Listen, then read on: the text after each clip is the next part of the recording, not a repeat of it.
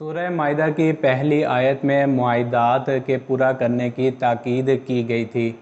ان معاہدات میں سے ایک معاہدہ یہ بھی ہے کہ اللہ تعالیٰ کے مقرر کردہ حلال اور حرام کی پابندی کی جائے۔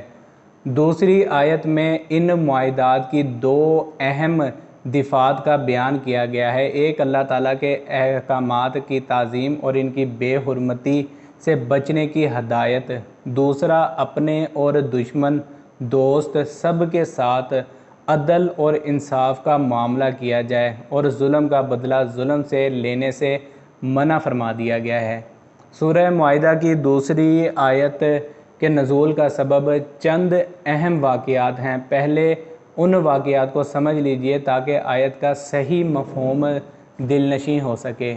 ایک واقعہ حدیبیہ کا ہے جس کی تفصیل قرآن پاک نے کسی دوسری جگہ پر فرمائی ہے۔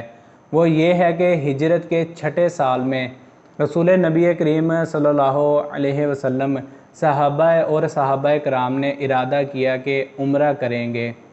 آن حضرت صلی اللہ علیہ وسلم 1000 سے زائد صحابہ ساتھ لے کر احرام عمرہ باندھ کر مکہ معظمہ کی طرف روانہ ہوئے۔ مکہ کے قریب مقام حدیبیہ میں پہنچ کر مکہ والوں کو اطلاع دی گئی کہ ہم کسی جنگ یا جنگی مقصد کے لیے نہیں بلکہ ہم صرف اور صرف عمرہ کرنے کے لیے آ رہے ہیں، ہمیں اس کی اجازت دی جائے۔ مشرکین مکہ نے اجازت نہ دی اور بڑی سخت اور کڑی شرطوں کے ساتھ معاہدہ کیا کہ اس وقت سب اپنے احرام کھول دیں اور واپس چلے جائیں۔ آئندہ سال عمرہ کے لیے اس طرح آئیں کہ ہتھیار ساتھ نہ ہو اور عمرہ کر کے واپس چلے جائیں گے۔ اور بھی بہت سی ایسی شرائط تھیں جن کا تسلیم کر لینا بظاہر مسلمانوں کے وقار اور عزت کے منافی تھا۔ رسول نبی کریم صلی اللہ علیہ وسلم کے حکم پر سب صحابہ مطمئن ہو کر واپس چلے گئے۔ پھر آئندہ سال دوبارہ انہی شرائط کی پابندی کے ساتھ عمرہ قضا کیا گیا۔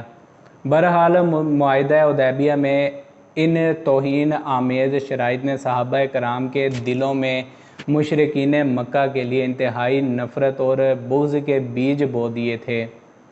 دوسرا واقعہ یہ پیش آیا کہ مشرکین مکہ میں سے حطیم بن ہند اپنا مال تجارت لے کر مدینہ طیبہ آیا اور مال فروخت کرنے کے بعد اپنا سامان اور آدمی مدینہ سے باہر چھوڑ کر آن حضرت صلی اللہ علیہ وسلم کی خدمت میں حاضر ہوا اور منافقانہ طور پر اپنا ارادہ اسلام لانے کا ظاہر کیا تاکہ مسلمان اس خبیث سے مطمئن ہو جائیں، لیکن نبی کریم صلی اللہ علیہ وسلم نے اس کے آنے سے پہلے ہی بذریعہ وحی خبر پا کر صحابہ کرام کو باخبر کر دیا تھا کہ ہمارے پاس ایک ایسا شخص آنے والا ہے جو شیطان کی زبان سے کلام کرے گا۔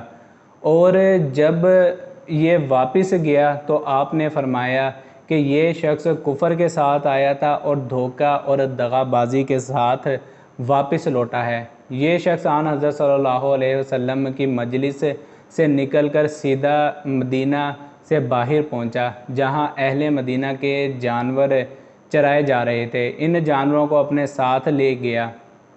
صحابہ کرام کو اس کی اطلاع کچھ دیر بعد میں ہوئی۔ تعاقب کے لیے نکلے تو وہ ان کی زد سے باہر ہو چکا تھا۔ پھر جب ہجرت کے 7ویں سال آن حضرت صلی اللہ علیہ وسلم صحابہ کرام کے ساتھ عمرہ حدیبیہ کی قضاء کے لیے جا رہے تھے تو دور سے تلبیہ کی آواز سنی تو دیکھا کہ یہ وہی حطیم بن ہند اہل مدینہ کے جانوروں کو جو مدینہ سے لایا تھا بطور قربانی کے اپنے ساتھ لے کر عمرہ کرنے جا رہا ہے۔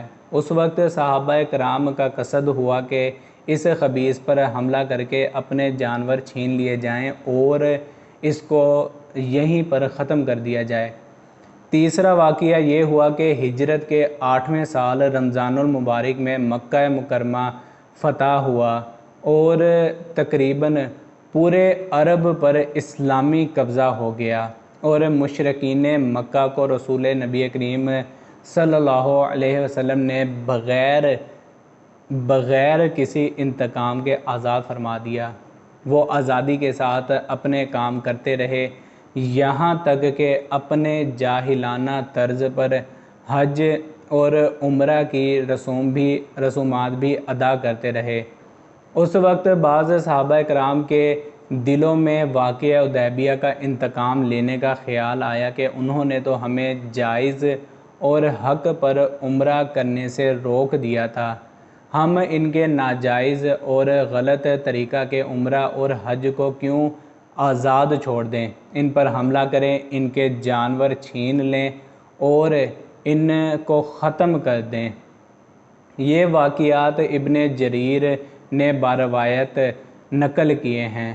یہ چند واقعات تھے کہ جن کی بنا پر یہ دوسری آیت سورہ مائدہ کی نازل ہوئی ہے، جس میں مسلمانوں کو ہدایت دی گئی ہے کہ اللہ تعالیٰ کے احکامات کی تعظیم تمہارا فرض ہے، کسی دشمن کے بغض اور عداوت کی وجہ سے اس میں خلل ڈالنے کی قطعاً اجازت نہیں۔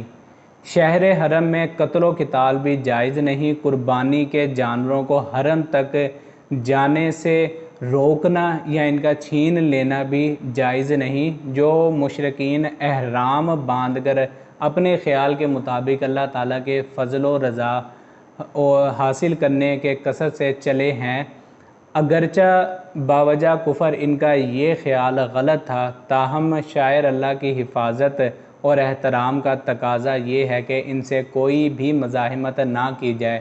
نیز وہ لوگ جنہوں نے تمہیں عمرہ کرنے سے روک دیا تھا، ان کے بغض اور عداوت کا انتقام اس طرح لینا جائز نہیں کہ مسلمان ان کو مکہ میں داخل ہونے یا شعائر حج ادا کرنے سے روک دیں، کیونکہ ان کے ظلم کے بدلے میں ہماری طرف سے ظلم ہو جائے گا، جو کہ اسلام میں جائز نہیں۔